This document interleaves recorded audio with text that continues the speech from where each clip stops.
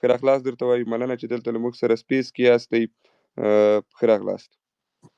السلام علیکم. ډیره مننه تاسو ته غروال صاحب ته ټولو درنو اوریدونکو ته دغه لویه بریا د ټول ته مبارک وي. افغانستان ماشاءالله د ابدالیانو ټیم د اسیا قهرمان سو. نو بس سترګې په لار یو تاسو دغه خوږ مجلس نه انشاءالله واورو. کور مودن فدایي صاحب که په ټوله کې په ایمرجنګ اشیا کپ ته راسو د افغان لوبغاړو د افغان ابدالیانو ځلېدنې ته راسو، څنګه مو وکولی شئ چې تر داسې سټیجه ورسېږو د غوره لوبډلو ماتول؟ موږ هندوستان تر دې ترڅنګ سریلانکا، بنګلادیش او پایلوبه کې مو یو ځل بیا سریلانکا ته ماته ورکړه. سخته به هرومره وه، خو څنګه په افغان ابدالیانو وکولی شوی چې له داسې حالتونو ځان راوباسي او بالاخره دومره ستره اتلولي ترلاسه کړي؟ میچور کرکټ او ماډرن کرکټ دغه دوه ټکي ورته زه کارولای شم. ماډرن کرکټ دغه داسې کوم بال چې تا ته راځي چې د وهلو دغه به وهې، داسې نه ده چې ته به هغه سټاپ کې یا به هغه ویسټ کې. نو هغه هر فرصت چې درته مخته راځي د هغه نه مکمله ګټه اخلي. او بیا د موږ او تاسو د پیل توپ وهونکو کې صدیق الله اتل او زبید اکبري ډېر خوندور کرکټ وکړ. په تېره بیا صدیق الله اتل او په نن لوبه کې هغه د دماغ سره لوبه وکړله، خپل وکټ یې ورنه کړله. په دې دا سکور کېږي خو باید وکټ ورنه کړم، ورخطا نه سو، عجله یې ونه کړله. او بل کوشش یې دغه و چې سټرایک روټیشن باندې تمرکز وکړي. او بلې خواته کریم جنت چې راغی هغه ته ویلو چې زه یو انډ سمبالوم ته د خپل هیټینګ وکړه، یا مثلا چې اسحاق راغی اسحاق او بیا د اسحاق په باره کې چې چېرته وغږېږو هغه به جدا ټاپک کي چې هغه څومره زړور کرکټ کوي. دغه دغه دماغ ډېر خوښېږي چې هغه ډار نه مني. راغی په اول بال باندې شپږیزه وواله په هیمانتا باندې چې د هغوی ټول نه بهترینه بالر. نو دا د هغه ته سلاټ کې بال راغی چې راغی بس په خپل فل کمانډ سره شاټ ووهلو. نو په ټوله کې د افغانستان ښه ټیم کمبینیشن یعنی ټاکنې ته باید نمرې ورکړي. د کمبینیشن ځکه جوړ شوی چې دوی د مخې یو ټریننګ کمپ نه درلود په قندوز کې. نو هغه ټریننګ کمپ له وجې نه دوی د شلو څخه 15 غوره لوبغاړي وټاکل. بیا هغه 15 غوره لوبغاړي چې دغلته راوستل، بیا دا کمبینیشن ډېر ښایسته جوړ کړی. اول خو دغه that we can have and that is what we've seen in the cup.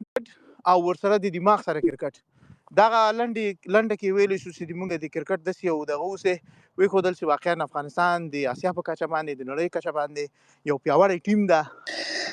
مننه الهام جان او فدایي صاحب، له تاسې هم مننه له تبصرې مو. اول خو دغه سترې بریا مبارکي تاسې ټولو ته کرکټرانو ته په ځانګړې توګه او هغه څوک چې ورسره دي ملي ملاتړي کارکوونکي. واقعا چې افغانستان د کرکټ په تاریخ کې یو بېساره لاسته راوړنه ده. باید همدغه لوبغاړي چې زیار یې ویستلی په تېرو څو هفتو او میاشتو کې وستایل شي او چې هر څومره وستایل شي کمه ده. د توپوهنې دغه د صدیق اتل او ترڅنګ د زبید اکبري او تاسې د اسحاق یادونه وکړله، ورو ورو تنکي ځوانان راپورته کېږي چې افغانستان په دغه برخه کې هم لکه د ورو توپ اچونې حساب ورباندې کېدلی شي. دغه څومره یو لاسته راوړنه ده، یا افغانستان په ټوله کې د بورډ لپاره یا په ټوله کې د دغه لوبغاړو لپاره څومره روحیه ورکولی شي چې آیا افغانستان اوس یوازې په توپ اچونه کې نه بلکې په توپوهنه کې هم مقابل لوري ننګولی شي. او دا اسیا جام دغه ژوندی مثال د افغانستان د کرکټ د مخکې تګ لپاره دا څومره یو مهمه خبره ده. ګورئ د موږ په دواړو برخو کې که توپوهنه او که توپ اچونه ده چې کله کرکټ په تلویزیونونو باندې وښودل شي، مثلا د اسیا جام سیالۍ وې دا په افغانستان کې خلکو ولیدلې، د مخکې مثلا د نړیوال جام سیالۍ وې خلکو ولیدلې، نو هغه د تا د سر توپ وهونکي توپ اچوونکي چې ته ګورې د ځوان په صفت باندې ته دغه څه روحیه اخلي، الهام اخلي او نور هم هڅېږي چې ته راسې او کرکټ زده کړې او خپل کرکټ لا پیاوړی کړې. اوس هم په افغانستان کې ډېر ځوانان دي چې یو څه سره زه په تماس کې یم، په اکاډمیو کې خپلې هڅې کوي، دغه ډومestic کرکټ چې روان دی په هغه کې هغه کوم کارکردګي چې وکړي، مثلا ما سره خپل معلومات شریکوي، شاټونه خپل رالیږي، خپل کرکټ هغه ویډیوګانې رالیږي. لکه دا په ټوله کې دغه ښیي چې د افغانستان ځوانان چې دي، نوي ځوانان چې دي په کرکټ کې ښه زیاته علاقه ښیي او ډېر ښه تمرین کوي، ډېره هڅه کوي او دې ته لیواله دي چې لکه راشد خان، لکه حشمت الله شاهدي، لکه نبي، لکه رحمان الله ګربز، زبید اکبري، صدیق اتل او دغسې نور، الله محمد غضنفر نړۍ ته خپل استعدادونه وروښيي. نو په ټوله کې چې څومره ښه کارکردګي موږ کوو هغومره به نور هم پیاوړي لوبغاړي موږ نړۍ ته وروپېژنو.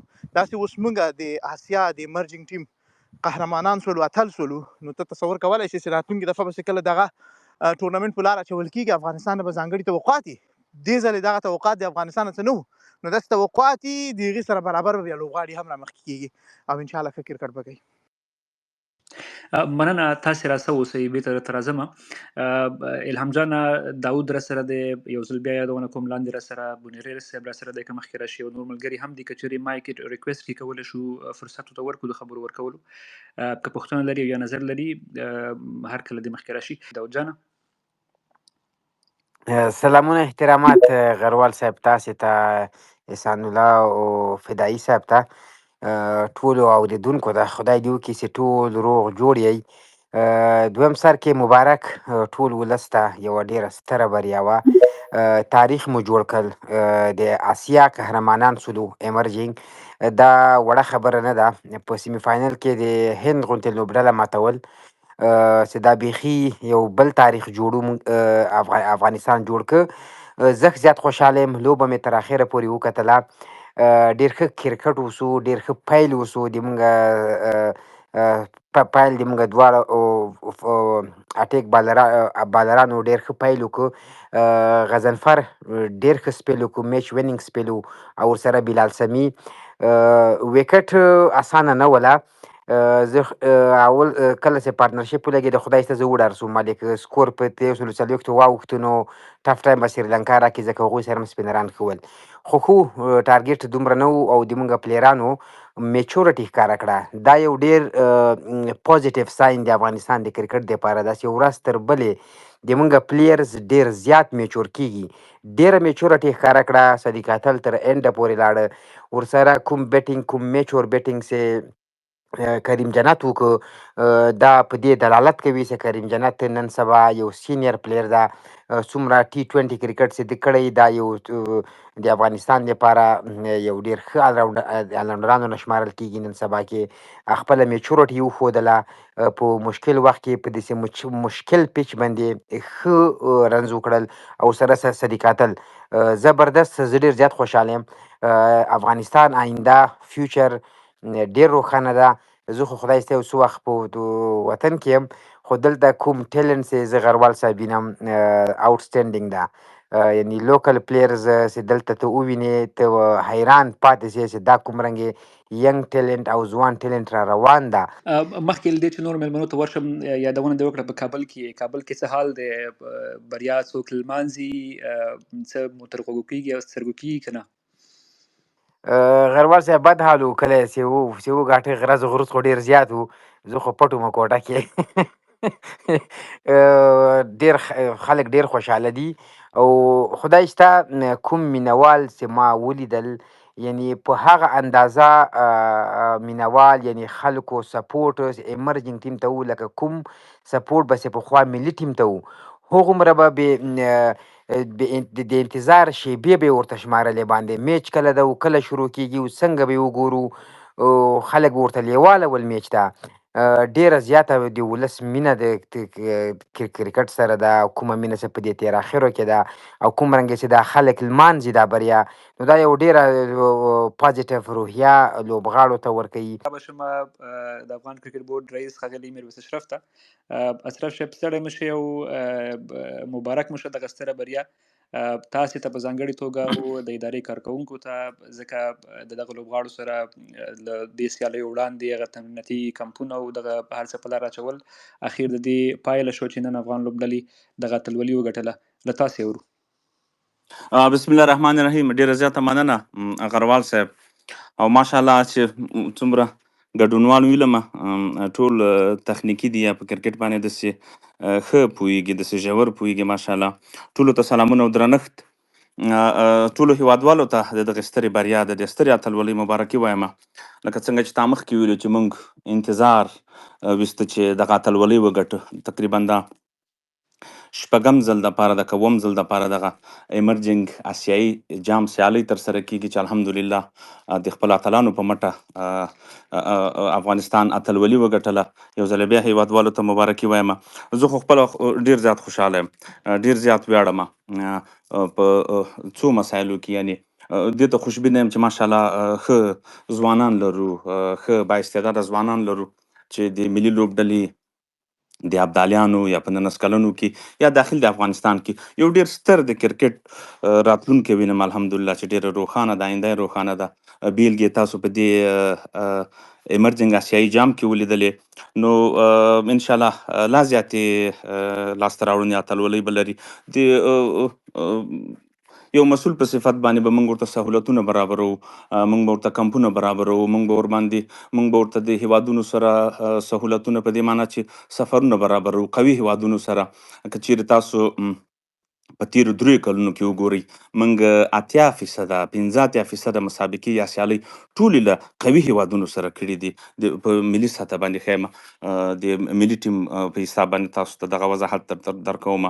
د ابدالیانو لپاره موږ تیر کال او سږ کال 4-5 سفرونه برابر کړل، په همدې خاطر چې موږ ځای ناستي ولرو د ملي لوبډلې لپاره. دوی دلته ښه وروزل شي دي ابدالیانو په ټیم کې، په دې خاطر دغه سفرونه ورته برابرو. خیر دغه ایمرجنګ سیالۍ خو چې وې دغه رسمي سیالۍ وې، نو موږ تپو تلاش کوو او د یو مسؤل په صفت باندې چې خپلو اتلانو ته لا زیات سهولتونه برابر کړو، لا زیاتې سیالۍ ورته برابرې کړو. نور که کومه پوښتنه لرئ زه لکه چې پکې ګډ وډ شولم، ډېرې خبرې مې نه وکړې. هیله کوم رئیس صاحب، پوښتنه دا چې تاسې د لوبغاړو د دې وړاندې مو د لوبغاړو د بوختیا یادونه وکړله، دا چې دا لوبغاړي اوس ښه ځلیږي او بې له شکه راتلونکي ته یې هیله ښودل کېږي، له دې وروسته یې څه بوختیاوې شته دی، کومې سیالۍ شته دی یا کار ورباندې کوئ؟ موږ اوس د ملي لوبډلې لپاره هدف موږ ګرځولی دی، یا خاصې موخې مو د اتلانو جام ته چې په پاکستان کې ترسره کیږي، چمپینز ټرافي. اوس موږ 3 سیالۍ 500 وریزه اوډیای له ساوث افریقا سره ترسره کړلې د تیره میاشت، را روانه میاشت د نومبر په میاشت کې له زمبابوې له بنګلادیش سره مسابقې لرو له خیره سره، له ویسټ انډیز سره هم خبرې روانې دي چې هغه به هم دې ورځو کې انشاءالله نهایي سي. د چمپینز ټرافي یا د اتلانو جام نه مخکې به هغوی سره سیالۍ ترسره کړو. خپل داخلي یو 500 وریزو ټورنمنټ هم په لار اچوو چې د لوبغاړو لا زیات تمرین پکې وشي، لا زیات دوی هغه خپله تیاری او آمادګي پکې ونیسي او لا زیات پریکټس یې وشي. دا چې د اتلانو د جام یادونه مو وکړله، په دې لوبډله کې بې له شکه بعضې لوبغاړي وو چې ډېر ښه وځلېدل. یو یې صدیق اتل و چې اوس هم د بنګلادیش خلاف انتخاب شوی دی. آیا دغه سیالیو ته چې تاسې یادونه کوئ چې په لاره یې اچوئ د ملي لوبډلې لپاره، له دې لوبډلې به بعضې لوبغاړي ورته لاره پیدا کړی شي؟ داسې که و نو کوم لوبغاړی نیم یادولی شئ راته څوک به وي؟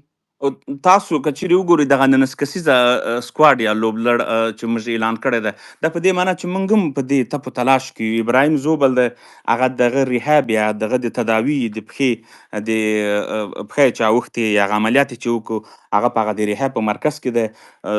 په دې خاطر زه کال ته هم یو کمبودي لرو، یو لوبغاړی دی ابراهیم زدران غوندې، خیر هغه خو یو جدا خانه لوبغاړی دی چې بهترینه دی.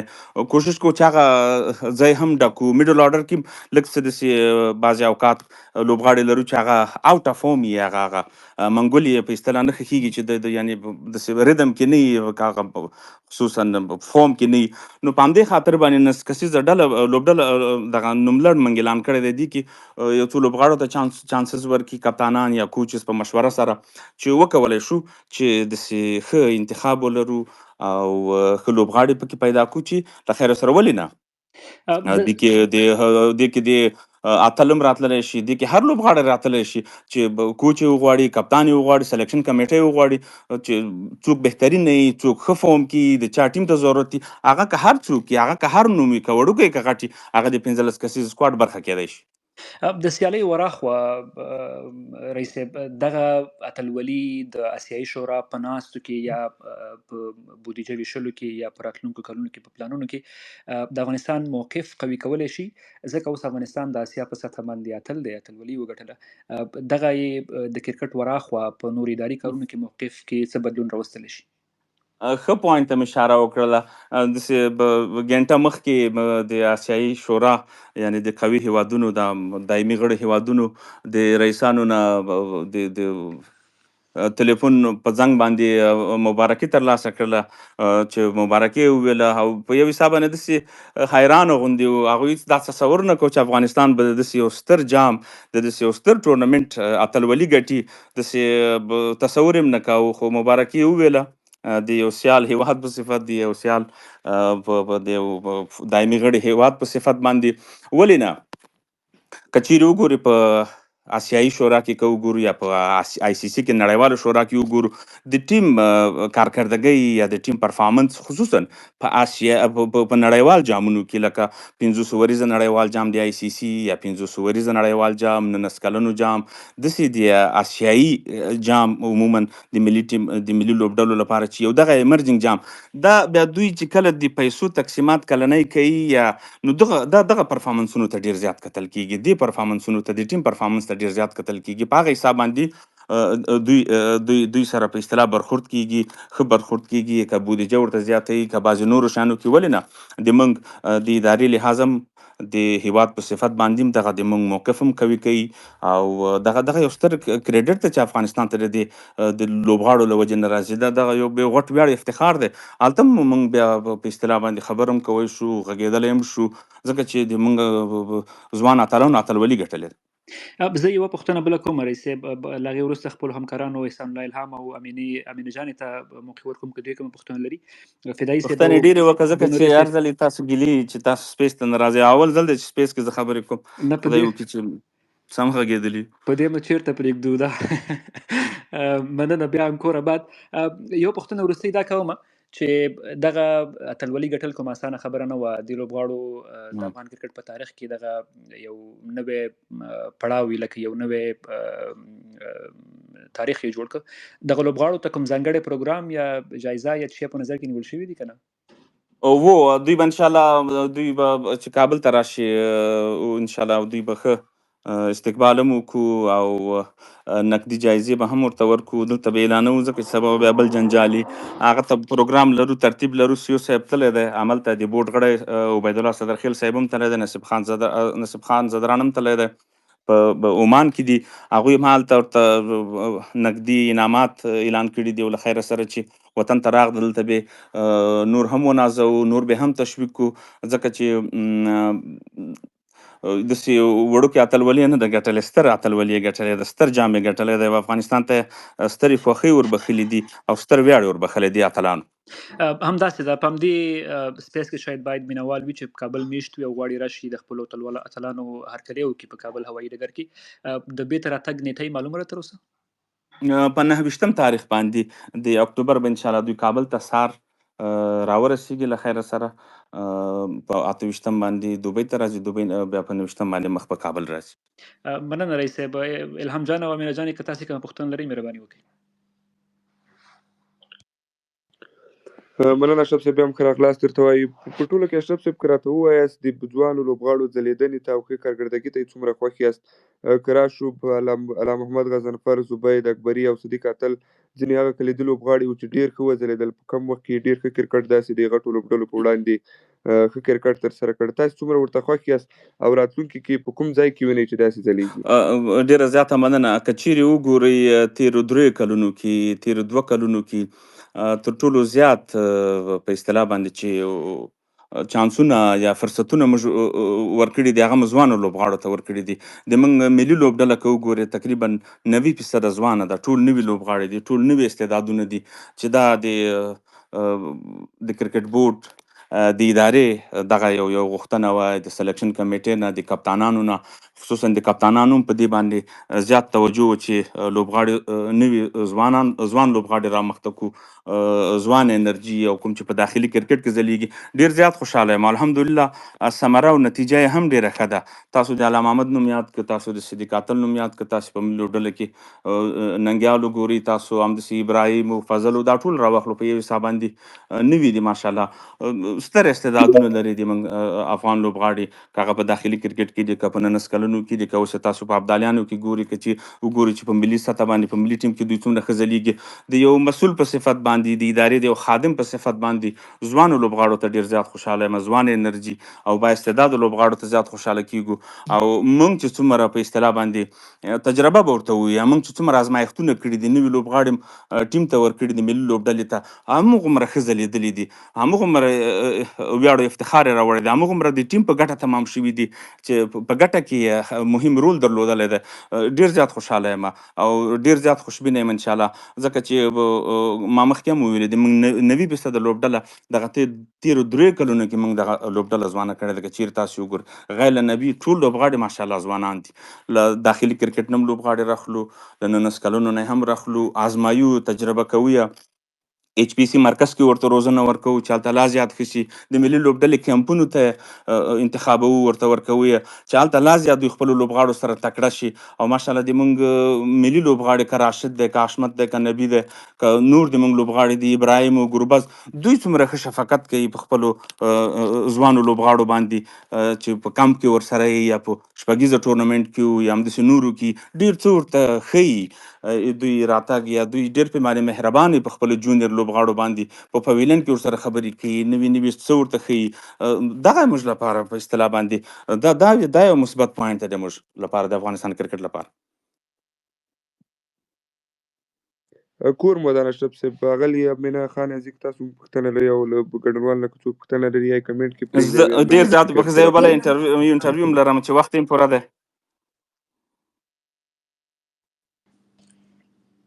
امینې که څه ویل ووایه. اشرف صاحب لږ راسره تم شئ، وروستۍ 2-3 پوښتنې دي، بیا اجازه درکوو. دې کې ټول چې ګورم ټول ملګري دوستان یې دا دی بشیر ګواښ صاحب هم دی، میرزا نعمان صاحب، ټول ملګري دي، ټول دوستان دي. شناخته دی ماشاءالله. دا فدایي صاحب هم دی، احمدزی صاحب دی او دا ظاهر خان هم راغی. خیر کې خدایه. بلې ټولو ته موقع ورکوو چې مخکې راشي، هغوی به هم خپل نظر شریک کړي. یو پوښتنه دا چې تاسې وخت هم کم لرئ، راځمه د همدې لوبغاړو په کور دننه د بوختیاو لپاره دا خو اسیا جام پای ته ورسېد، د دې وروسته تاسې ویلې چې د اتلانو جام ته لومړیتوب ورکوئ او د ملي لوبډلې په بوختیا باندې غور کوئ. د کور دننه د کورنۍ لوبغاړو لپاره یو مهم ټورنمنټ ای پی ایل و چې له بده مرغه په تېرو څو کلونو کې هېڅ ترسره شوی نه دی. آیا کرکټ بورډ په هغې باندې کار کوي چې په نږدې راتلونکي کې به په لاره واچول شي تر څو همدا لوبغاړي هلته هم خپلې وړتیاوې وښیي او د ملي لوبډلې لپاره لا نور آماده او تیار شي؟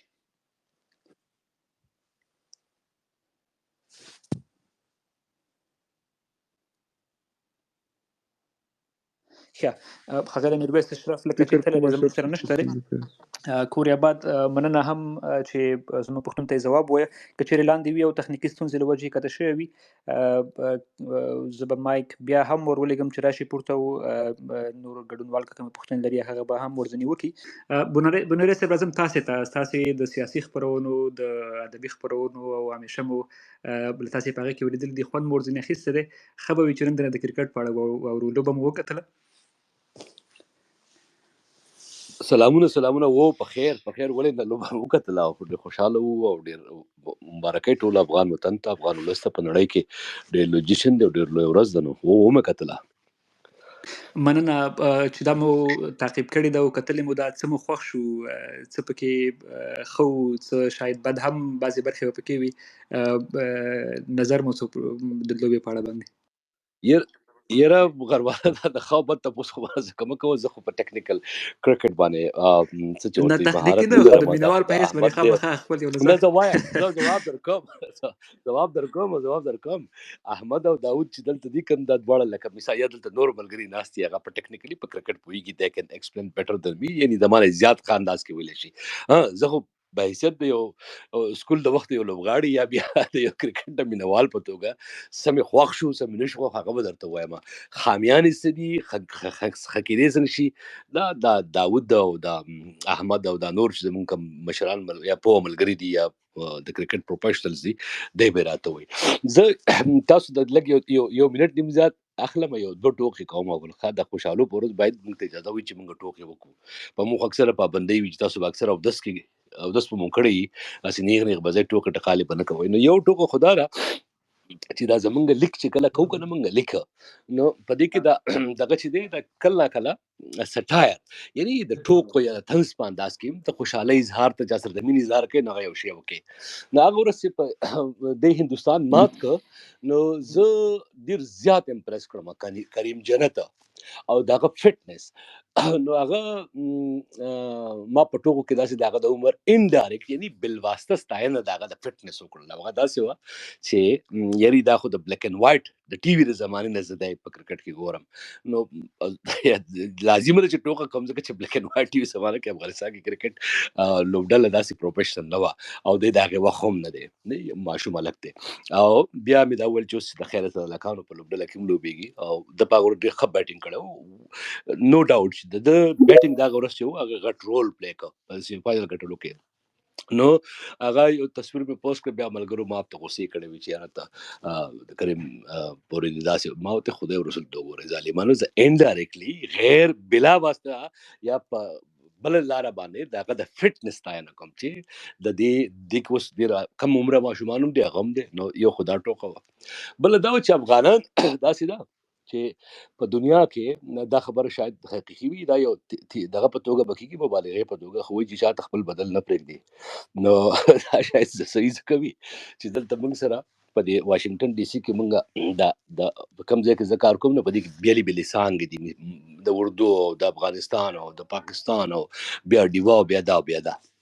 نو څه وخت کې او 15 کاله مخکې موږ 2 لوبډلې جوړې کړې. نو زه تاسو به حیرانه شئ چې زه زمونږ کوم ځای چې زه کار کوم هغې څانګې ته د وي ډیوا وایي، او ډیوا چې ده هغه د پاکستان افغانستان بارډر له کار کوي. خو دې ملګرو ویل چې دا به د پاکستان اړخ شي او د اشنا څانګه چې ده دا به د افغانستان اړخ شي. بار لوبه مونږ کولې، بس کله کله داسې وشوه چې هغه طرف چې هغه ماتې خوړه، څو ځله داسې وشو. کېدای شي ملګري نه وي یا څه قصه وه. 3 کاله پورې دې ملګرو بیا غږ ونه کړه. زموږ خان صاحب او عابد صاحب او دا مشران تاسو پېژنئ، 3 کاله پس ناڅاپه خبر راغی چې هلکه راځئ چې مقابله وکړو. زمونږ د ملګرو ویل چې په دې کې ځینې په دې قاید اعظم دغه چې کوم دی پوهنتون په دې کې لوبه کړې وه، یعنې پروفیشنل لوبغاړي وو، او ځینو پکې په پېښور کې کړې وو، ځینې they were very professional. که زه زمانه علاوه بهرحال چې رالو افغانانو پاکستان له ماتې ورکړه. معنی مې دا چې 3 کاله انتظار نه وروسته دلته وډبولو، په کومه لوبډله کې چې زه وم هغه یې وډبوله. نو دا چې څومره لوبډلې وې دې ته افغانانو سار اخښلې وه، او د ټوله دنیا کې څومره لوبډلې دي. زه خوشحاله یم په دې حساب سره یم چې افغانانو له خدای پاک یو ډېر لوی خبر ورکړ. ایشیا ایمرجنګ کپ ډېر لوی سطح باندې کېده. دا زمونږ احمد ملګری او دغه چې دی پوهېږي، داود او نور ملګري چې انډیا کې د 7 کالو ماشوم چې د 2 کالو نه ټریننګ شروع کړي، هغه ته اکیډمي وي، هغه ته کټ وي، هغه ته پروډکټ کم د هیلث چې خوراکونه دي هغه وي، د هغه نفسیاتي تربیه وي، هغه ته خلک وخت په وخت کوچینګ ورکوي، بیا هغه د ډسټرکټ لیول او دې ته چې رارسي هغه یو ډېر لوی سفر نه تېر شوی، ډېر لوی دغه باندې هغه څه شوي وي، سرمایه کاري شوي وي، انویسټمنټ پې شوی وي. زموږ په دې ملګرو لوبغاړو کې ډېر داسې دي چې هغه په هغه کنډیشن کې لوبه نه ده کړې، هغه ښه خوراکونه یې نه دي خوړلي، هغه شان تربیتونه یې نه دي اخیستي. خو بیا هم زه چې ما چې ولید اتل په اختیار ته وایم، زه ډېر ایموشنل وم، ډېر جذباتي وم چې دنیا ته خدای پاک، یعنې ټوله دنیا ته دی افغان، خو د ټول دنیا د کرکټ لورز به ورسره مینه کوي. یو ډېر لوی سوپر سټار بیټسمین ورکړه. دا ډېر غټ شی دی په دې ټورنمنټ کې زما په حساب سره ډېر لوی دغه. او اخري خبره چې د غزلفر او د سمي بالینګ مې ولید، نو بالران خو زموږ سپینران د خدای شکر دی چې دغه خواو کې د دنیا اوس مقابله زموږ نشي کولی. خو زه وینم چې په تېر شوي کابل کې چې کوم ټورنمنټ کې د شپږیزه آی کې مې درې فاسټ بالران ولیدل چې دی آر بیکمینګ سوپر سټارز. او په دې کې او خاص کر ما رئیس صاحب سره په منځ کې خبرې وشوې پرون بله ورځې، ما غوښتل چې مرکې دپاره ورته خواست وکم، او نن خو به ورسره ونه شو. خو چې ومې چې دی کله راغی او مرکه یې کوله، نو په سترګو کې چې اوښکې وې، نو دغه وخت کې زه فکر کوم چې ټول افغانان چې د افغانستان وطن سره او د لوبډلې سره او د بیرغ سره او د خپل وطن سره مین لري، نو هغو شاید هم غریب نیولي وو او په سترګو کې د خوشحالۍ احساس و، د خوشحالۍ اوښکې وې. نو ټول افغانانو ته مبارک وي. ډېره مهرباني چې ما ته موقع راکړه. زه خو نان ټیکنیکل سړی یم، خو بهرحال تاسو به اورم در سره یم چې دا بحث کوئ چې مننه بنیرو صاحب. مهرباني کور آباد. تاسې د 3 کالو ځنډ یادونه، 3 کالو انتظار یادونه وکړله. د نن ورځې ته هم تقریبا موږ 8 کاله انتظار کړی. نو بې له شکه کله چې دغسې بریاوې بیا لوبډلې ترلاسه کړي، نو یو هغه احساسات د سړي په قابو کې نه وي. نو وامې اورېدې، د رئیس خبرې مې واورېدلې، لنډې وي. هماغه ستا خبره چې خوشحالۍ او دغه ماحول در باندې تاثیر کړی و، همدغه روزونکو ته او همدغه ملي ملاتړو کارکوونکو ته دې ډېر ځکه مبارک وي چې هم دوی د لوبغاړو سره ډېر زیار ایستلی دی او زحمت یې ورسره ایستلی دی او د همدغو پایله مو نن وکتله. مننه. تاسې راسه پاتې شئ، له تاسو بیا هم اورو. نومان جان ناظم، تاسې ته ستړی مه شئ، سیالۍ به مو کتلې وي. څنګه به سلامونه غروال صاحب، تاسو ته او ټولو د سپیس ګډونوالو ته دلته اول خو زما لخوا ټولو ته مبارک وي. ډېر یوه تاریخي بریا وه، ستره بریا وه.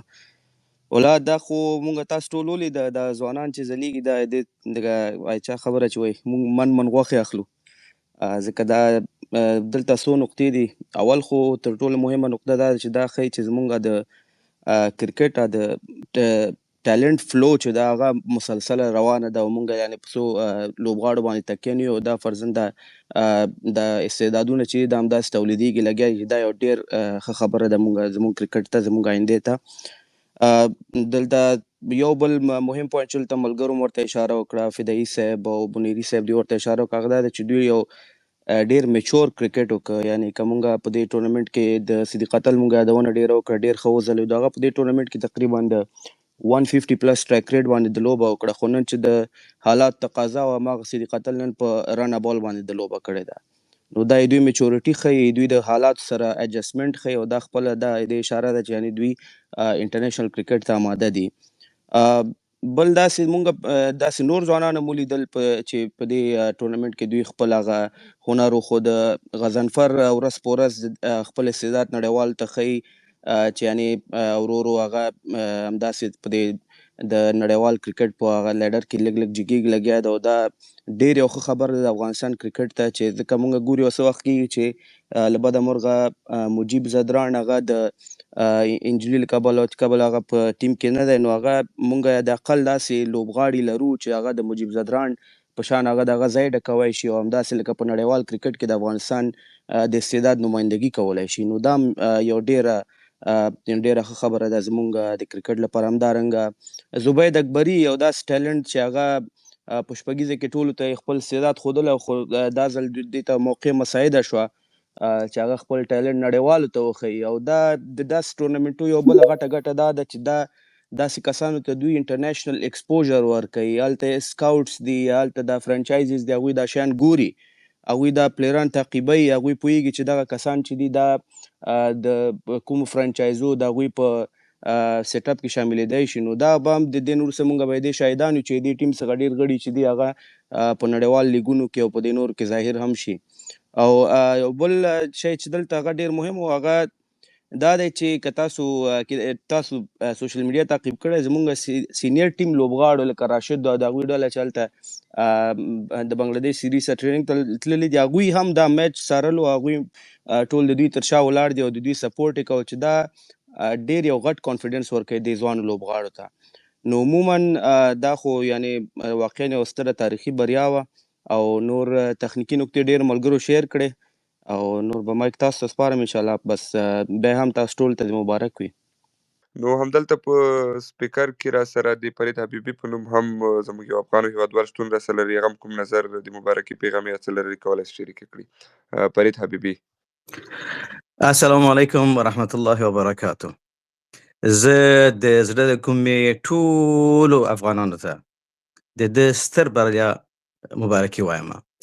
باور وکړئ دونه خوشحاله شو چې هیڅ پوښتنه مه کوه. نو زه کله کله د فیسبوک چې هغه کې ګورم، د یوټیوب کې یا بل چینلو کې دغه کرکټ همیشه تعقیبوم، خاصتا د افغانانو هغه چې وي ډېر مې خوښي چې وی ګورم او د زړه له کومې ګورم، ډېر په دقیق او هغه سره ګورم. خو کله کله ما یو سوال راته پیدا شوی دی، غواړم چې دلته خلک ډېر دي، حتما ځواب به حاصل کړم انشاءالله. دا دی چې کله په دغه هغه کې یاره څوک یېر مې شو چې دا کله اوټېدو خو اوټ نه شو. یعنې زما پوښتنه دا دی چې دغه کله چې دا سړی اوټ نه وي، یعنې د افغانانو یا د یو پلیرانو هغه حق څه شی دی؟ یعنې سړی څه کولی شي شکایت چاته وکړي، یا حق څنګه خپل بیرته راوغواړي، یا څنګه اپیل وکړي چې وروره دا د ما حق و؟ یا ځکه هغه د مونږ دغه هغه کې ریویو نه وه، د ما په نظر ریویو چې نه وه، بیا سره د مونږ حق یعنې څنګه ترلاسه کولی شو؟ دغه پوښتنې ته که څوک ځواب ورکړي زه به ډېر خوشحاله شم، چې زه به هم پوه شم چې والا په دغه کې څه حقوق لرو. یعنې مننه، خیر اوسئ. نعمان صاحب که تاسو ورته جواب ورکړئ، یعنې موخه یې به داسې څه وه چې یو لوبغاړی یا کله آوټ کیږي یا په حق کې مثلا زیاتی کیږي، داسې کومه مسؤل څوک دی ورته باید چا تعرض سي یا د لوبې نه وروسته باید څه وکړي تر څو هغه د حق په د ده په حق کې داسې څه ترسره سي چې هغه د تعامل وړ وي. مننه. د میچ په جریان کې خو دوی اول خو دا ریویو ما په خیال دا د امپایر لخوا شوې وه. نو امپایر ریویو چې ده هغه پوره اتھارټي هماغه د امپایر سره ده. خو یو شی چې ما هم په هلته نوټ کړه هغه دا دی چې کیدای شي مونږ غلط پوه شو، خو هلته هسې ښکارېدل لکه امپایر چې د زبید سره لږ هسې فزیکي یا صرف ټچ یې کړی چې خو بیا هم فزیکي برخورد کې حسابېږي چې دا هغوی ته هم اجازه نشته په دې شي کې، یعنې امپایران هم نشي کولی دا کار وکړي.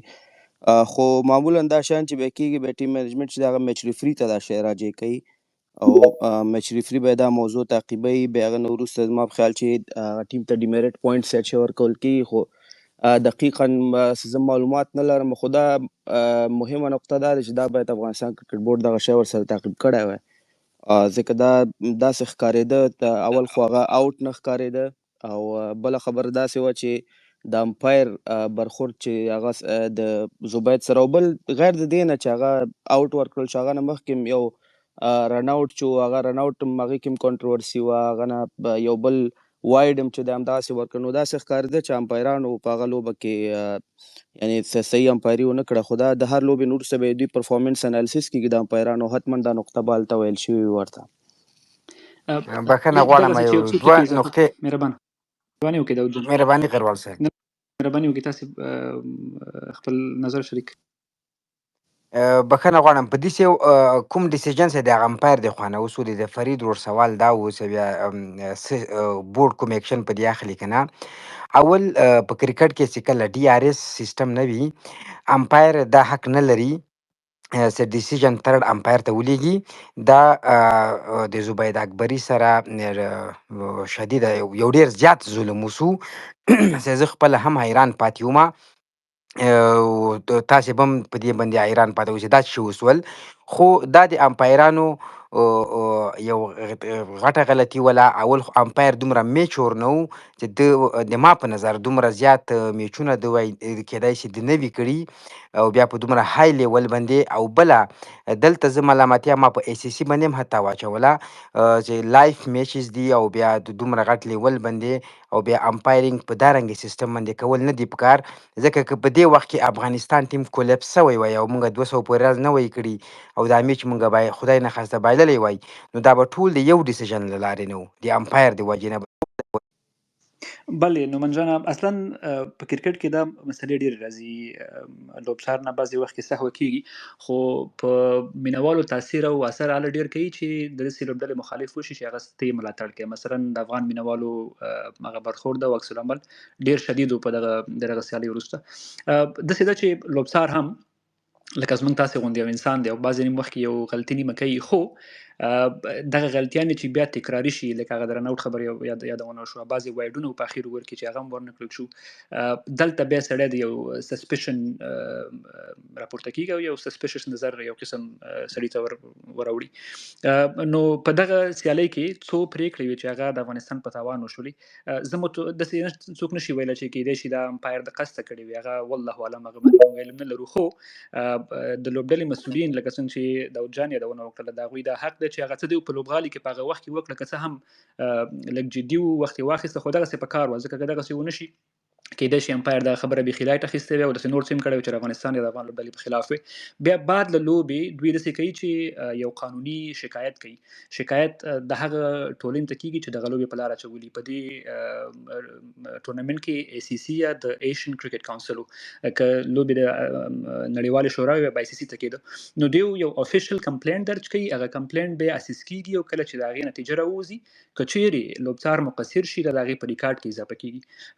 تاسې کې کتلې وي بعضې وخت کې د نړیوال جامونو پایلوبو ته چې لوبغاړي انتخابي د لوبسران انتخابیږي یا مهمو سیالیو کې چې کله لوبسران انتخابیږي او لوبسري کوي د هغې بیا تر ډېره همدغه ریکارډ ته کتل کېږي د همدغه ریکارډ پر بنیاد چې دیو په نړیوالو لوبو کې یا همدغسې په ایمرجنګ اسیا جامونو کې په دغه سیالیو کې چې څوک ډېر ښه ریکارډ ولري یا یو طرفه قضاوت یې نه وي کړی یا پرېکړې داسې وي چې په یو سر یې نه وي کړي زر یې نه وي کړي هغه مختلف اړخونه یې ولا نه څېړلي هماغه لوبسران انتخابي کې چې هغه ټرک ریکارډ یې صفا او پاک وي نو بې له شکه په دغه قضیه کې که چېرې امکان مقصر د امپایر مقصر دغه شي ثابت شي په هغه ریکارډ باندې منفي تاثیر کوي.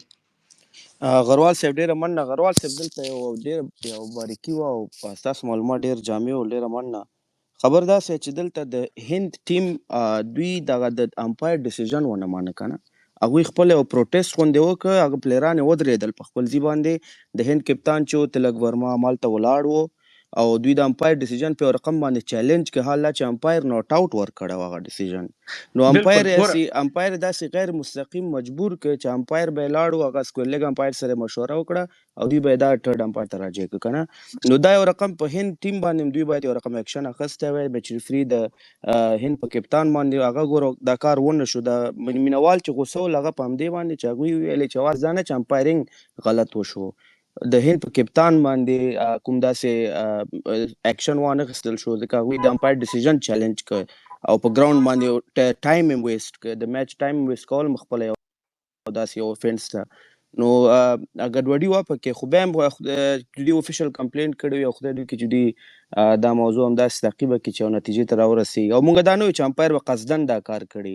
امپایر تر فشار لاندې راغی هلته د مقابل ټیم د هند د کپتان د هغه فشار لاندې راغی او بیا مجبور شول هغه ډیسیژن ټرډ امپایر او ټرډ امپایر به چې کوم تصمیمونه و هغې کې بیا آن فیلډ امپایر نو بیا کار نه و هغه د ټرډ امپایر تصمیم و چې هغوی ونیوه که نه نو اصلا هلته ستاسې خبره بیخي پر ځای ده لکه څنګه چې داود جان وختي ویلي دلته امپایر اختیار لري چې څه فیصله کوي هغه باید وکړي دا باید نه د کوم لوبډل مشر د تاثیر لاندې راشي او نه کوم د لوبغاړي خو مشکل دا دی چې هند یو نوم دی په کرکټ کې که هغه د ایمرجنګ اسیا جام دی او که هغه نړیوال کرکټ دی نو کله چې بیا ستا مخې ته ودرېږي زه دا نه یم چې امپایر ښه وکړل یا امپایر چې هغه څه وکړل زه له په هغه باندې برات ورکوم دلته په ټوله کې مشکل بیا امپایر ته راجع کېږي که چېرې امپایر د هند د لوبډل مشر د تاثیر لاندې راځي او فیصله تړ امپایر ته ورکوي نو بې له شکه بیا په هغه ځای کې زه فکر نه کوم که هغه د لوبډل مشر لپاره په هغه ځای کې خو هېڅ جرم نشي هېڅ سزا نشي ورکولی سزا خو بیا وروسته ده خو وروسته هم لکه تا چې ویل موږ څه وانه اورېدل خو په ټوله کې زه بیا همدغه وایم په ټوله کې په دې کې زه کپتان ګرم نه ګڼم که چېرې کپتان تاسې او زه هم وې کپتان د خپلې لوبډلې لپاره کوشش کوي چې امپایر باندې فشار راولي که بعضې وخت کې فکر وکړي یو توپ اچوونکی توپ واچوي ښه پوهېږي چې آوټ نه دی خو خپل اپیل کوي دا لوبڅار دا مطلب بیا د لوبڅارۍ دا مطلب نشو چې هغه کله یو لوبغاړی اپیل وکړي دا باید که آوټ وي او که آوټ نه آوټ ورکړي هغه باید خپله فیصله هلته خپله خپلواکه وکړي داسې نه وي چې د یو لوبغاړي د اپیل د تاثیر لاندې وي او یا د عکس العمل د تاثیر لاندې وي نو په ټوله کې دغه ملامتوالی او دغه مشکل ټول د امپایر د فیصلې دی زه صحیح شوه تلک ورما به هم ګرم وي خو زه بیا امپایر ته خبر راوړم چې مشکل ټول د امپایر و که چېرې امپایر خپله مستقله فیصله کړې وي هېڅ مهمه نه وه چې د ټرډ امپایر ته ورکولی فکر کوم بنورس صاحب کوم نظر لري مهرباني وکړئ بنورس صاحب زه بس لږ اجازت مې غوښته او دا یو آخري خبره به وکړم دا ډېره ضروري وه ډېره مهرباني دا داسې ده هند دا وخت دی هغه د کرکټ د دنیا غټ باچا دی او دا په مخ کې غټ غټ خلک چې دی هغه ډېر سویل غواړي څه کول غواړي خو نشي کولی ډېر طاقتور کرکټ بورډ دی او د هغو اکثره بدماشۍ لیدل کېږي د کرکټ بورډ د بدماشۍ ټکي زه شعوري توګه وایم دا داسې نه وایم چې غلط مې وویلو بدماشي معنی چې د زور کوي زبردستي کوي د خپلې خوښې ګراوند اخلي د خپلې خوښې امپایر اخلي د خپلې خوښې وخت او موسم خوښوي که نه دا ټول خبرې په بدماشۍ کې راځي او هغه واړه بورډ چې کوم دي کوم چې د کرکټ د دنیا کوم ټوټله بودیجه ده په کوم کې چې ټوله دنیا بودیجه ټوله دنیا د کرکټ 80% یوازې هند پکې 40% اخلي پیسې ارزۍ کار کوي خو ګوره ځینې قوانین دي کې به ته خیال ساتي او هغې باندې به ځان پوه ساتي دا لوبغاړي دلته ناست دي زموږ نه ډېر ښه پوهېږي دی په میدان کې چې څونه ټیکنیکس دي یا لاز دي قوانین دي د کرکټ په هغې دی پوه دي نو هر شي باندې پوه دي خو چې کوم دا د نړیوال کوم ځینې داسې شیان دي ټول کتاب دی نه لولي دی هغه ته نه رسېدی د کتاب کرکټ په کتاب کې تیوري کې بده دغه ورکې امتحان ورکې نو هغه نه ځدی خلک نه خبره وي زه مثالونه در کوم دا خبره زکه درته وایم او دا دا سیدا دا دوه خبرې وسته وکړي چې روس به فیصله وکړي او توان بور کی دا ته کله پر ټریفیک سیګنل ولاړ په بهر هیوادونو کې خوري هم په هیواد کې کټو خارونو بشته چې دا گاڑی چې کله هغه ته سوي بته هغه ولاړ وي نو ته بیا پوروزي په سړک باندې کنه خو بیا هم د قانون دا نه شي چې کله پوروزي داسې په پټو سترګو بنځي خپل غس او خلاص ته مخامخا ګوري گاڑی که څه قانونا ولاړ دی خو بیا هم ګوري نو هغه یو لطیفه راغو چاول چیرته ځکه موږ درېګو چې دغه چې قانون خو به دا ډرایور بیا راولي سي کته یو والے کته روان مستحق وو خو قانون ستا ما تخپل جوړي مطلب که خبر ته نو خامخا که څوم قانون د خو ګوري به دا مې ولي ویل دا مې ځکه ویل چې ګوره دا پرون رئیس احمدزی صاحب چې کوم د احتجاج ورا پاسېدل وو دا ډېر ضروري وو او دا ډېر مهم وو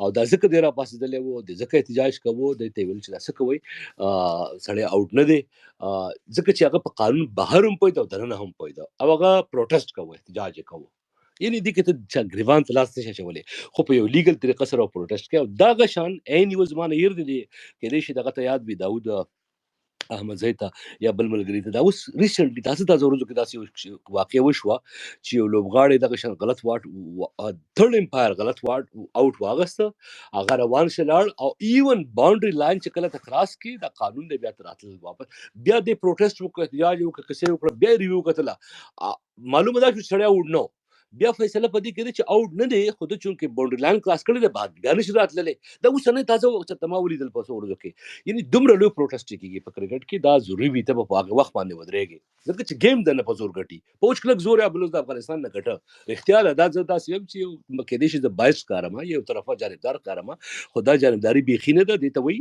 ابجیکټیویټي باید تر اختیار دروغ وای هند وچ کلک زور دغه سړی اوټ ک ها دا یو ټیکنیکل خبر ده چې تړل امپایر کله کنفیوز وي ریویو سیستم نشته دی خو کله چې رن اوټ خبره وای د سټمپ اوټ خبره وای ځکه چې هغه سات ډیر لري ولاړ دي دین دے کین گو فور د ریویو خو په ریویو افیس کې نه څوک دي مثال په توګه سړی ته ناس هغه چې د هند کرکټ بورډ خوشاله شي په دې باندې زمانه مال دغه راکې هغه وته نه ویلي دي سړي خپل لا کار کړی دا د عجیزه کارونه کیږي او دا د اوس نه ډیر د پخوانه کیږي معنی یعنی پاکستان یو وخت کې وسیم اکرم او قاریوس یو د دې دغه یو امپایر وو استرالین دا غړي سخت بد شو رښتیا به د بلها دغه چې هغه ال بي دبليو نه ورکول ورته تاسو اوس ګورئ ریویو کوي دا څه بکیدل هغه وخت انګلند بدمعاش او استرالیا بدمعاش او هندستان بدمعاش ته بدمعاشي دا ډیره واضحه لیدل کیږي او د کې دا دغه چې دی خو زه ما ویل دا ټول قسمه وکړولې معنا مقصد به څه دی ټکه مفهوم دا دی چې د کرکټ بورډ د راشد او د ګربز او د اتل او د بل د زمواري نه چې د بجګړې کوي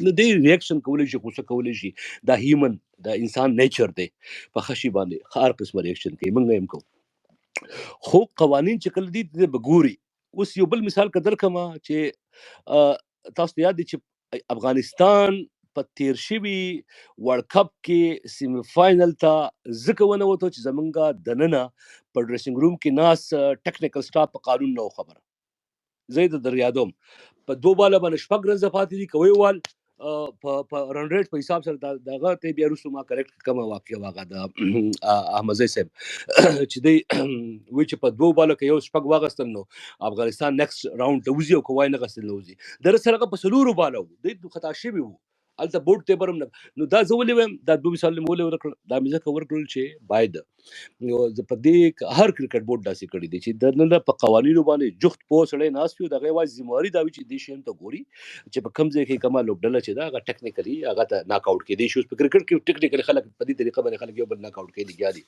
په ډیرو ځایونو کې داسې وشو پر ځول بکیږي چې هغه په دې قوانینو باندې پوهوي نو مونږ وای چې خیر د روستو به جرمانه کې چې زما خپل ماته شو نو مال قانون بیا خپل ماته خبره جوړی کړه خو زه ګډ ګرځم لو خورانه وړي او دغه ځای کې پاسېدل پکار دی باقاعده او خپل لوبغاړي ته څنګه چې پرون زه خوشاله وم اختیار ته مې ریس احمد زئی په دې اکشن باندې چې سړی ته یو درېګه مروزه مل دغه ته ودرېګه لاس مور اچول لاس اچول هغه امپایر هم غلط کار کو ممکنه توګه باندې موږ غلط انګل لیدلې وي آی ډونټ نو ماته دی معلومات نه لرم هغه لاس اچول چې دا پروفیشنلی دی خو ټرین شي وي او څنګه چې ملګرو ته معلومات دي په دې سونو پوه وي او د دا معلومات دي چې الته خلک ګوري دنیا ممکنه توګه موږ د غلط انګل هغه شي کتلې وي هغه به د کپتان کوچ او د بخکار کی زه دا ول غواړم چې دا سيزونه چې دي د اوس په بورډ کې ډېر لوی اهمیت دي تور کول پکار دی یوازې انګريزي ته ډیر زیات فوکس دی انګریزي په تندر سره کمالو انګریزي راځي سو واټ پښتو دی وای دغه شان د پامو کې ملګری چې دي دا غو د هیلپ کی دا لوبغاړي چې دي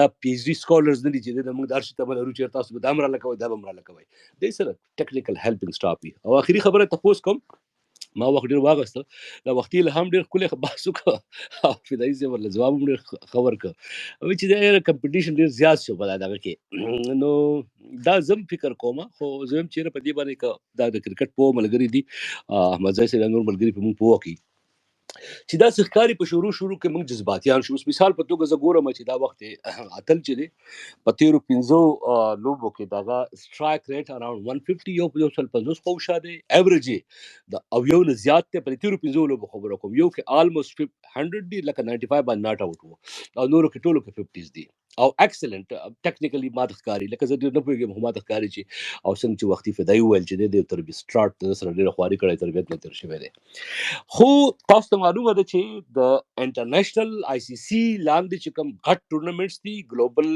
هغه معیار پیچونه میدانونو وسعت غټواله پراخواله هغه لوبغاړو ډیر وګړه تجربه بیا غ سایکولوژیکل امپیکټ دا ټول لوی اثر لري نو من کله داسې چې یو لوبغاړی په یو ټورنمنت کې ډیر خوځ لګي بیا ټول په شریک راپاسو بورډ باندې پریشر جوړ کړي دا وسرا ولا نو دا ما ته پوسټ ده چې ریلی زه ډیر خوشاله یم چې اتل ډیر خسته لوبه کړې ده خو ایت سوچ کوي چې دې ته اوس موږ سم د ټکه په کار چې دې موږ ون ډاون دراولو او بخای د ګربت سره ودرو په اوپننګ کې کنه یو سو سیزن باید نورم صبر وکړي شي او داسې شی بیم دي لکه موږ په جذباتو کې خلک را پیدا شي وسو تاسو ته یاد دي سواتي والو هغه سره مې د احسان نومې ده هغه په پاکستان لیگ کې ډیره خلوب وکړه خلکو چې جوړ چې دا سوات سٹار دی او شی باختر دی دا دز نېشنل ټیم ته راوځي چې نېشنل ټیم ته راوځي دا په یو په شرق راخلاص کړي بل غرب راخلاص کړي غریب ایست انجر شو دویم کال له کور ناشته نو سوال مې دا دی چې اسینه په جذباتو کې داسې فیصله وشي چې بیا اتل غریب چې دیغه په کور ناس بيد وکاله او بیا موږ ورته وی چې را دلته لو ورشه کولنو زما نور ټریننګ ضرورت ته نور صبر ضرورت ته کنه هی از ready to go دغه به سوال و او مې تفسیر و نو بس دا تاسو جوابونه به ورمه د ځاد وخت مغروال څخه ونرای صاحب او بخه د سوال ته به زه جواب درکم تراکه زاور دل غواړم ونرای صاحب د مونږ افغانان د خدای ژوندۍ لري زیاتره ډیر جذباتي خوې کوي بخنه غواړم ډیر جذباتي دي یو لوبغاړی ځوان لوبغاړی چې وویني او یو ښه انینګز کې نو دوی بیا ډایرک وایي چې اله دا ملي ټیم ته راوله یا د نبي په ځای یا د ګلبدین په ځای یا د ګوربز په ځای ډیر زره دوی ټیم ته غواړي نو د دې پروسس نه د مونږ د ورونه نه دی خبر چې د شاته څومره پروسس وي یو پلیر چې ته کله میچ ورکوي او انټرنیشنل کرکټ ته برابرې د آی سی سی ټورنمنټونو ته برابرې یا یو پلینګ یو ټیسټ نیشن دی چې ته کله برابرې دا ډیر وخت نیسي او بل از ا پلیر دا په انټرنیشنل کرکټ کې ډیر زیات پریشر وي هغه پریشر هندل کول دي پلیر میچ ورکول دي دغه نه بعد ټیم ته راوستل دي یا ډیر لنګ پروسس وي خو د مونږ افغانانو شور ماشور جوړ کی یو د می ټیم ته غواړي او هغه شکل ټیم ته زیاتره د مونږ لوبغاړي دي چې د شرای ولینو بیا هغه کولاپس کی بیا لاندې راوغورځيږي پاستر نه پرفارمنس ونسی نو بیرته بیا خپل دوی بیرته بیا په سراجک سی او هغه پلیر ته بیا وایي چې نه دا ولې راوستو هغه پلیر دومره منټلی خراب کی زه ډیر ښه مثالونه په افغانستان کې دي چې دوی یو د می ټیم ته د سوشل میډیا په زور باندې راوستل اول ته د بیچارهګانو بیا هغه په عمر پرفارمنس ونه ک هغه منټلی دوی بیا خراب کی ډیسټرب کی خبره سو د صدیقاتل په سر باندې یو تیر هفته زه راشد سره ناست وم ما راشد سره په دې باندې ډېر بحث وکړو ما راشد ته وویله چې دا هلک صدیقاتل د کلونو راهیسې چې زه پېژنم ډېر ځوان ټیلنټ ده د دوی لا تللي نه ول عمان ته په دغه ورځ لکه چې تلل نو ما راشد ته وویله چې دا هلک ته په ټي 20 کې ولې لوبی دا مه لوبوه صدیق اتل ته باید مسلسل تاسې ته 15 نه تر 20 پورې ون ډے ورکوي. ون ډے کرکټ کې څه دا هلک ښه میچور سي، یو څو میچونه ټیسټ ورکړي، د هغې نه بعد 20 ته که راولئ دا به د افغانستان دپاره د T20 یو ډېر ښه اوپنر ثابت سي. نو راشد هم ډېر کلک پې ولاړ ده، هغه هم ډېر زیات سپورټ دی صدیق اتلو که کاوه یې ډېرې صفت یې کاوه سي، ډېر یو ښه لوبغاړی ده. آینده کې د افغانستان لپاره یو ښه پلیر جوړېدای شي. خو هغه هم یوه خبره راشد کوله چې هلته په ون ډے کې هم بیا ټیم کمبینیشن وي که نه، چې جای جوړیږي نه جوړیږي. اوس چې بنګلادیش سره په سیریز کې صدیق اتل ستا دلته کمبینیشن اوس جوړیږي ځکه هلته ابراهیم زدران انفټ ده، هغه په ریهاب کې ده. نو یو پلیر کله چې پاس لیول ته راځي دا یو پروسس وي، میچورټي، پریشر هینډل کول وي. تر اوسه یو ورور دې مونږ وویلې چې نبیب و د ګلبدین په جای او فرید ملک په جای ټولو په نظر ټایمینګ او ډېر نیولو کې لاندې ملګري یو غټ پروسس نه تېرېږي. مننه. مننه داود جانه. د بونوري صاحب د دغه وروستۍ پوښتنې په اړه خالي یو دوه کرښې اضافه کوم او له دې وروسته بیا داسې وکړو چې د سپیس بیخي سوال او جواب ته لاړل. داسې به وکړو لاندې ملګري ډېر دي، زه مطمئن یم هغوی به غواړي خپل نظر شریک کړي یا د مبارکۍ پیغام به ورکوي، ځکه دغه ورځ ډېره د خوشحالۍ ورځ ده. نو دغه د سوال ځواب نه به نور تیر شو، لنډ نظر که څوک لري له دې وروسته ریکویسټ یې وکړي او موقع به ورکړو. بونوري صاحب تاسې ډېر یو مهمې نقطې ته اشاره وکړه. له بده مرغه په افغانستان کې د کرکټ د مینوالو هغه عامه پوهاوی په دومره کچه نه دی چې هغوی هغه څه چې داود جان وویلې په دغه مختلفو شیانو باندې فکر وکړي او بیا د دغه ټولو په نظر نیولو کې د یو لوبغاړي د ملي لوبډلې ته راوستلو غوښتنه وشي. صدیق اتل بې له شکه چې ډېر یو فوق العاده لوبغاړی دی. زه په لومړي وار په 2020 کې 21 نړیوال جام و د 19 کلنو ساوث افریقا کې ما بيخي دغه ټول نړیوال جام د نږدې وڅاره. صدیق اتل هلته ما په نټس کې ولید، حتی یوه لوبه هم نه وه کړې، په پرده نه و راغلی، لوبډله کې په 11 کسیزه لوبډله کې نه و. خو هر ورځ چې به کله سکواډ اعلانېده ما به همدا پوښتنه کوله د رئیس نه چې صدیق شته که نشته، ځکه دغه د بیټینګ سټایل ډېر یونیک دی، زما ډېر خوښیږي. په افغانستان کې په چپلاس توپوهونکو کې یو دی او یو له ده وړاندې نجیب زدران، نه پوهېږم، زما دغه د بیټینګ سټایل بیخي خوښیږي. نو همدغه یو علاقه مې وه چې دی راشي او دغه 11 کسیزه لوبډله کې ولوبېږي چې هغه کوم ټایمینګ او کوم میډل دا په دغه کې لري په نیټس کې، آیا دا په لوبه کې هم لري او که نه لري.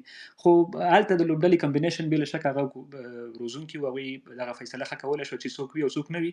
خو له نیکه مرغه په وروستۍ لوبه کې بیا چانس ورغی او فکر کوم هغه لوبه زموږ د 2 مقام لپاره وه، د سویلي افریقا سره وه کوربه، او په هغه لوبه کې چې صدیق اتل سره کوم لوبه وکړله په لومړي وار په پرده راغی او ډېر هغه ځان ته چې په افغان مینوالو کې نوم پیدا کړم له هغې پیدا کړ.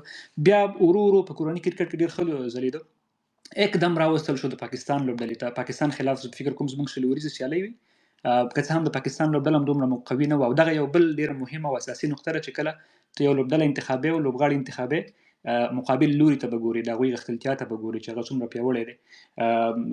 بیا ته ویلی شي چې که چېرې صدیق اتل اوس مثلا که چېرې موږ د زمبابوې خلاف لوبډله انتخابوو، که چېرې ابراهیم زدران او ګربز ته دمه ورکول کېږي او د هغې په ځای یو ځوان لوبغاړی راځي، زه یې ملاتړی یم. خو له هغې وراخوا که چېرې موږ د هند سره لوبه کوو، بیا موږ د افغانستان پایلیز جوړې ته ګورو چې ګربز دی، ابراهیم زدران دی، او د هغوی په شتون کې موږ یو بل ځوان لوبغاړی راولو، فکر کوم د مناسبه پرېکړه نه وي. نو एकदम یو ځل نه صدیق اتل د پاکستان خلاف شل وریز ټیم ته فکر کوم راوستل شو.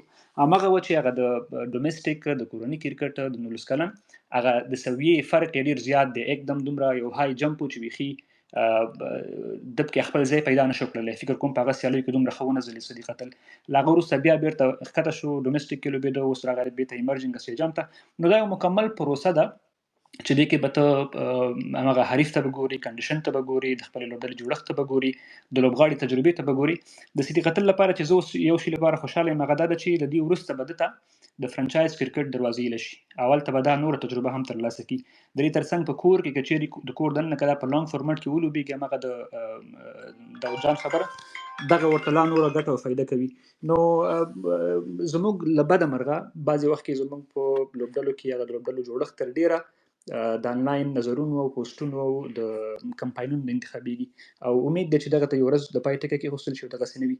نو مننه الهام جانه، ته که له ملګرو خالي نظر په دې وروستۍ کې راواخلي او 15 منټه به نور سپیس دغه کړو ولرو، بعد له هغې به بیا راټول کړو ځکه چې بیخي اوږد شي. سمه ده غروال صاحب، سمه ده. په وروستیو کې د په ځینو ملګرو نظر نه راخلو، بیا به سپیس ورو ورو سره راټولوو. نو دلته به جلال صاحب له موږ سره شتون لري. جلال صاحب، تاسو کو په خپل لنډ نظر یعنې مبارکي پیغام سره شریک کړئ، ښه به وي. مننه الهام صاحب، سلامونه تا ته، غروال صاحب ته، احمدزي صاحب ته، نور ټولو ملګرو ته چې په سپیس کې دي. اول خو مبارکي وایم د امرجنګ ایشیا کپ. افغانستان رښتیا هم ډېرې ښې لوبې وکړې، خصوصا چې دې کتل. خو یو شي ته غواړم اشاره وکړم، همدغه د ای سی ایس له دې نه مخکې چې کوم سپیس د ساوت افریقا د سیریز د ګټلو نه وروسته مو یو سپیس جوړ کړی و. په هماغه سپیس کې رئیس احمدزی هم شتون درلودل. هغه چې ما د افغانستان د ملي ټیم د میډل آرډر په اړه پوښتنه وکړه، هلته چې کوم ستونزې دي، هغه دا خبره کوله چې دا ستونزې یعنې اوس هغه میډل آرډر په ملي ټیم کې چې کوم لوبغاړي دي، هغه یعنې په دې دغه کې دي، لیول کې دي چې په دغو ستونزو باندې کار کول به اوس یو څه ستونزمن دي. هغوی کیریر ډېر مخته تللی دی، او چې هغه باندې مثلا بیټینګ سټایل یې د ټیکنیکس چې دي په دې کې چینجز راولي، دا یو څه ستونزمن کار دی. نو په دې خاطر موږ په دغه برخه کې دا کوم مشکلات چې دي، که سټرایک روټیشن دی، که ډاټ بال لوبول دي، که ګیم اویرنس ده، دا ټول موږ کوشش کوو چې په الف لوبډله کې او انډر 19 کې په دغو باندې کار وکړو تر څو هغه مخکې راسي او دغسې. خو متاسفانه یعنې په دغه ابدالیانو په لوبډله کې هم دغه ستونزې تر ډېره پورې وې. یعنې تر ډېره که موږ وګورو چې موږ د ټول ټورنمنټ تقریبا 55% رنز صرف صدیق الله اتل کړي دي، نور 45 رنز د ایکسترا په شمول نورو 10 لوبغاړو کړي دي. دا یو غټ دغه د مشکل دی چې اوس هم په دې باندې کار نه ده سوی. خو فکر د ما خپل نظر دا ده چې که چېرته موږ د کرکټ چې کوم مینوال دي او هغه د که موږ له دوی نه د ماډرن کرکټ غوښتنه کوو چې همیش په دې باندې بحث کېږي چې که موږ لوبغاړي باید له ماډرن کرکټ سره ځان دغه کې بلد کړي. دغو لوبغاړو ته ماډرن کوچنګ هم ضرور ده، ځکه ماډرن کوچنګ نه بغیر ته له دوی نه ماډرن کرکټ نشي غوښتلی. صحیح ده، هغه کوم ټیکنیکل کوچنګ چې دغه د دغو لوبغاړو هغه په ارلی سټیج کې چې دوی په 14 کلنې کې 14 کلنې کې یا سکول لیول کې چې دوی کوم کرکټ کوي، هلته دوی ته هغه ټیکنیکل کوچنګ ضرور ده چې مثلا بیټینګ سټانس یې څنګه اوسیږي، بالینګ اکشن دې څنګه اوسیږي، په هغه ټیکنیکل برخو کې ټولو په هغو کې کار وشي. خو چې کله یو لوبغاړی دغه لیول ته رارسېږي چې هغه تاته په انټرنیشنل سټیج لوبېږي، که هغه الف لوبډله وي، که ملي لوبډله وي، په هغه کې باید ټیکنیکل کوچنګ ورته ضرور ده چې هغه په دې باندې پوه شي چې کپټان کوي که بل لوبغاړی چې هغه د ګیم حالاتو باندې څنګه ځان پوه کړي، هغه د ګیم سچویشن ته په کتو باندې څنګه لوبه وکړي، سټرایک روټیشن څنګه وکړي، شاټ سلیکشن څنګه وکړي. یعنې په دغه لوبغاړو کې اوس هم یعنې صدیق الله اتل نه بغیر یعنې د نورو کې دغه مشکلات شتون درلودل چې دا دغه ده. نو ما نظر دغه ده چې که په دغه برخه کې په دغو لوبغاړو باندې کار وشي، ځکه رئیس احمدزي دا ویلي چې په دغو لوبغاړو باندې تر ډېره برخه کار شوی ده. خو که زه د دغه خصوصا د درویش رسولي کپټنسي ته که وګورو چې هغه بالران یې څنګه چینجولو، یا خپله په دا نن ورځ کې چې د کوم شاټ سلیکشن په کوم شاټ باندې چې دی آوټ سو، په نورو لوبو کې چې دی څنګه آوټ سو. نو دا هغه برخې دي چې په دغو برخو کې لا هم کار کول پکار دي. زه فکر کوم چې کافي کار لا په دغه برخه کې نه ده سوی. مننه. کور مدان جلال صاحب، بس نو موږ به هڅه کوو چې په دې اړه لا ځانګړې خپرونې او سپیسونه را جوړ کړو. انشاءالله ګډون به هلته هم راسره کوئ. دا چې نن به موږ اتلولي ترلاسه کړې وه، تر ډېره هم سپیس هغه مبارکیو ته د خوښۍ ته ځانګړې کړی و، نو بیا به هم یې سره کور مدان چې له موږ سره وي. حمید ساحل ورور، تاسو ته هم ښه راغلاست وایو. که په لنډه توګه په 100 ثانیو یا نیمه دقیقه کې خپل نظر راسره شریک کړي، ډېره به ښه وي. ډېره زیاته مننه. سلامونه احترامات تاسو ته، جناب غروال صاحب ته، احمدزي صاحب او نورو ټولو ملګرو ته ډېره مننه. خپل سپیس مو را جوړ کړی او زه هم بس غوښتل مې چې خپل وار سره لومړی دغه ستره بریا تاسو ته، بیا د نننۍ ورځې دغه بریا او ټول افغانستان ته مبارکي وړاندې کوم. زه په کرکټ کې ډېر علم نه لرم، خو چون هغه افغاني مینه او جذبه ده، نو چې کله یې ګورو توپ دی اچوي، خو زړه زموږ ورسره درزېږي او دا صرف او صرف زموږ او ستاسې د مینې ښکارندویي نه کوي. مخکې دغه ورور ویلي چې په په دغه لوبډله کې ډېر زیاتې ستونزې وي یا د خبرو نه داسې څرګندېدله چې هغه کریډیټ یو مشخص کس ته ورکوو. زه فکر کوم دا به ډېر زیاتی وي. راځئ چې دا شی ووایو چې نه یوازې چې دغه د لوبډلې 11 کسه چې دي دوی ته موږ کریډیټ ورکوو، بلکې هر هغه کس چې په دغه سفر کې د دوی سره یو ځای دی، حتی هغه خلک چې اوبه ورته راوړي. زه فکر کوم دغه ستره بریا د ټولو د خوا نه افغانستان ته ډالۍ سوې ده او ټولو ته باید کریډیټ ورکول شي. دوی باید نور هم تشویق شي. دغه تازه وینه ده او د دغې جام ګټلو سره یو بل میسج موږ تاسو ځوانانو ته یې راکړ، هغه دا ده چې افغانان سربیره دغه 40-50 کلونو جنګونو د بدریانو سربیره دوی کولی شي چې د جهان په سطحه باندې بهترینه ټیمونو ته ماتې ورکړي او دغه رقم ته لاسته راوړنې راوړي او دغه رقم ته افتخارات خپل وطن ته راوړي.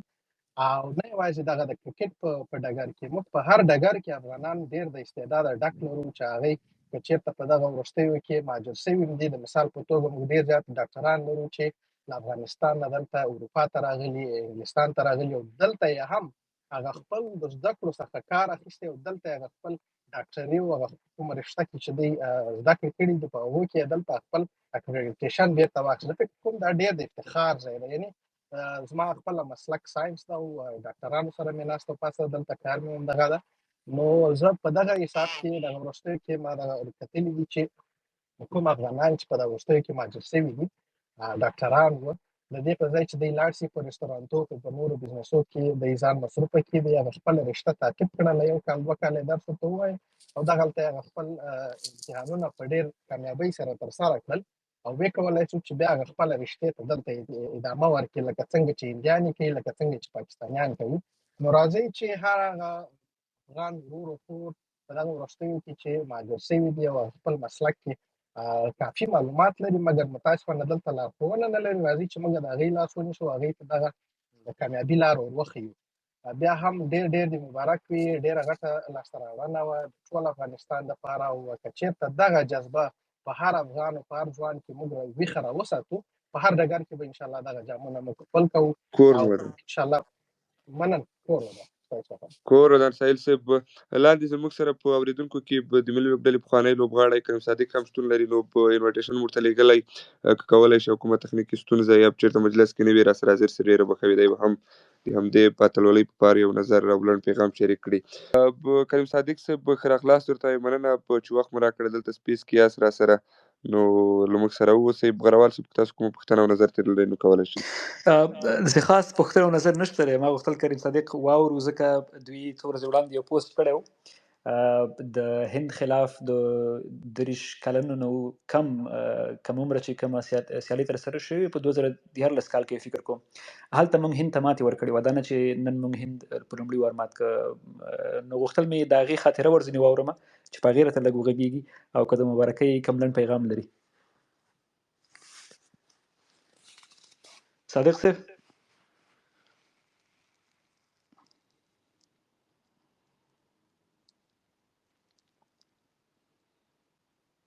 غږ مو لرئ صادق صاحب؟ هلو بلې غږ دې شته دی، اوس مهربانه شه. بشیر جان تاسو ته احسان الله داود خان او سپیس ټولو ګډونوالو ته نیکې هیلې او سلامونه وړاندې کوم. سلامونه ترڅنګ بیا تاسو ټولو افغانانو ته د دغه تاریخي بریا مبارکي وایم. واقعا چې زموږ په شمول په نړۍ کې چې چېرته افغانان دې خوشحالۍ احساس کوي او د ویاړ ډکه ورځ ده. نه قربان ما آواز راځي؟ بله اوس اورو. لږ قطع کېږي خو خیر اوس دې غږ صحیح دی. مهرباني وکړئ. نو زه په دې هیله چې زما ړومبۍ خبرې مو اخیستې بس بیا هم تاسو ټولو ته سپیس ګډونوالو ته مبارکي او سلامونه وړاندې کوم. د لوبې مبارکي هم درته وایم.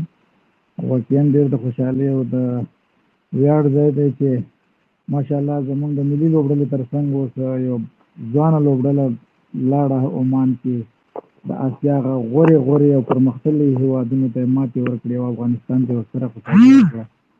زما په فکر سره ډېر زیات د خوشحالۍ ځای دی. هغه دا چې الحمدلله زموږ هغه یو سیستم روان شو په کرکټ کې، یو پریشر هم لرلو په داسې ایونټونو کې نو دې نه وروسته به انشاءالله دغه مورال ملي ټیم ته هم ورځي چې هغوی هم راتلونکي آی سی سی چمپیون ټرافي چې په پاکستان کې کېږي او کنډیشن او آب و هوا ته چې وګورو نو انشاءالله زموږ ملي لوبډله هلته کولی شي چې هغه ټرافي وګټي. نو بس یوازې په ځان باور پکار دی او بالکل ستا پوښتنه ما واخیسته. موږ 2014 کال په سنګاپور کې هند ته ماتې ورکړې وه.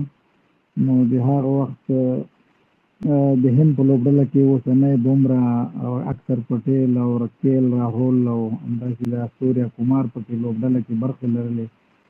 نو هغه وکټ هغه ته په کتو ډېر سخت ایستو، موږ ډېر سخت ټایم تېر کړو په اوپننګ کې ما او شهزاد محمدي. نو هلته 100 رنزه هم په هغه وکټ باندې هند لوبډلې دپاره ډېر زیات ولو. په آخر کې سمیع الله شنواري بیا یو ډېر ښه لوبه درسره کړه او هغه ټوټل زموږ زیات شو. بیا د هندوستان ټوله لوبډله موږ وسوځوله، تقریبا 50 منډو پورې موږ هغوی ته ماتې ورکړه. نو په مجموع کې بس دا پوسټ هم دې لپاره کړی چې زموږ لوبغاړي په ځان باندې باور ولري او په دې کې هېڅ شک نشته چې موجوده وخت کې چې څومره استعداد په افغان ځوانانو کې دی او راتلونکي لپاره څومره ځوانان تیاری کوي. نو انشاءالله زموږ د کرکټ راتلونکی ډېر روښانه ده او موږ کولی شو چې په ډېر زر نړیوال جام شلاوري سمبوساوري همداسې ټیسټ کرکټ زموږ ډېر ښه طرف ته روان دی. دا اوس فسټ کلاس خلاص شول، ډېر ښه سختو پیچونو باندې زموږ ځوانو نویو بیټسمنانو ډېر خپل هغه استعداد ښکارندوینه وکړه.